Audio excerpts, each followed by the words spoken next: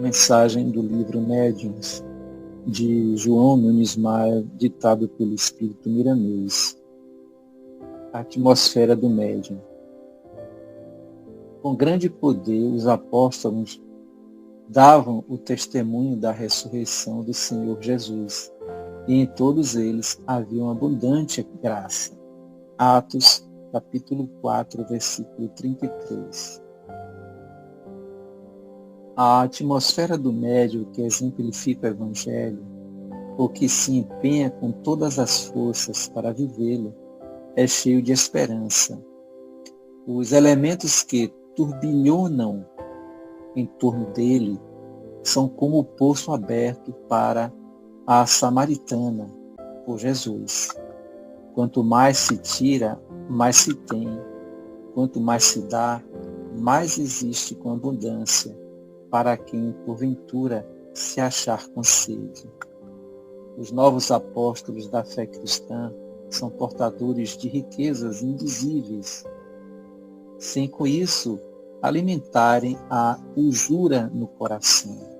Eles sabem que quanto mais ofertam, mais recebem do suprimento divino, e que o Cristo é, por excelência, o multiplicador universal das dádivas de Deus junto às almas que lhe foram entregues desde o princípio. Em se falando do médium, em torno dele vigora uma aura humana espiritual psíquica, que é, por assim dizer, uma explosão de forças que partem de muitos corpos, dentre os quais muitos são ignorados pelos homens, mesmo pelos estudantes achegados à luz. Se assim podemos dizer, essa atmosfera eclética é secreção de variados centros que obedecem a um comando central, o Espírito. Ele plasma essa profusão de coloridos que marcam o ser com a sua maior ou menor evolução, com as suas tendências, com o seu clima interior, com a sua alta dignidade cristã ou sua aversão pelos sublimados conceitos do Senhor. O ser humano, principalmente o médium, constitui um poço volante de água que depende do seu estado espiritual para ser potável ou imunda. Eis que cada um de nós tem sua atmosfera individual dentro da coletiva e se purifica com o tempo, com as bênçãos de Deus e com o nosso esforço de cada dia, de cada hora e de cada minuto. Educar e instruir deve ser a meta de todos nós, porque o médium educado, na sua função espiritual, tende ao escopo sublime do amor, corresponde aos convites da caridade e aceita a companhia do perdão, envolvendo-se assim em uma atmosfera de alegria angélica. Para os sensitivos, darem o testemunho da ressurreição do Espírito depois do fenômeno da morte, é indispensável preparação, sintonia. A graça muito falada no Evangelho é imprescindível ao mediador da luz. No entanto, ela não vem de fora.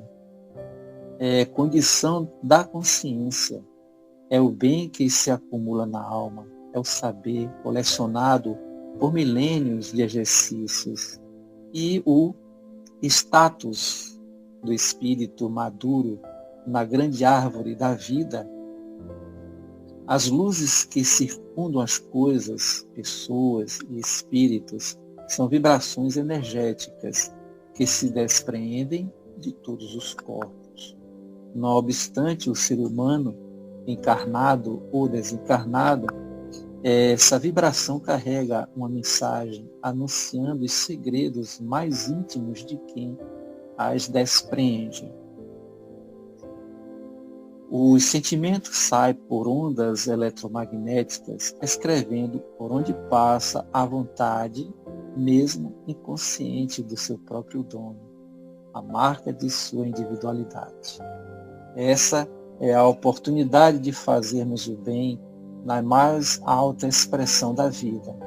E falando aos médiuns que estudam conosco o Evangelho, imitemos os exemplos do Mestre, quando curava os enfermos, conversando, fazia desaparecerem complicadas enfermidades pela imposição das mãos.